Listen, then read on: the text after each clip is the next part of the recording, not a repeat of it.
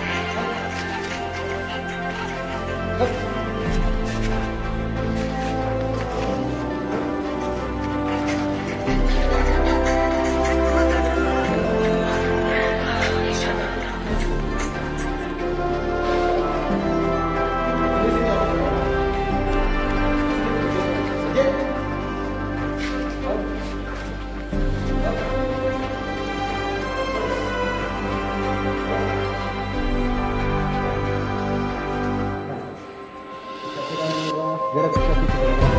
berarti sekali banyak aktif dari biasa ni dalaga anu si berarti semua dia pinggir mana lagi oke saya ini cari kalau anu si sekarang dan si sekarang nak anu si sekarang buat dia nak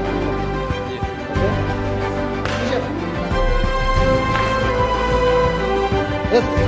well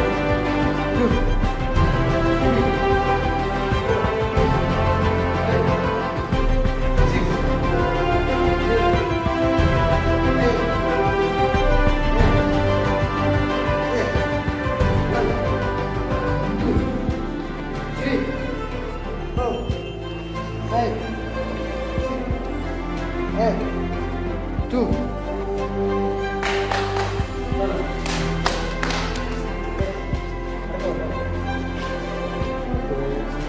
Amma jadi kalau cepat orang jenis lihat sedikit keluar dari misalnya ada kes ini dah ada kaya oh kasih nuti tokko jenna yero harka kenno fuunu yani kenna hundu tokko tokkuma kanna jasrat wonni wali galu kam namali ni meteni ya gantak wonni wali galu kam namni tokko ngira gaye jennan namni tokko wanni jenne dide jennan jesu kirra basu agesane nyaata fi uddo isa sana ya garganya ti bisu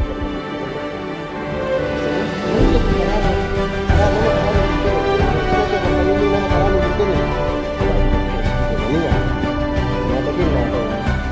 boleh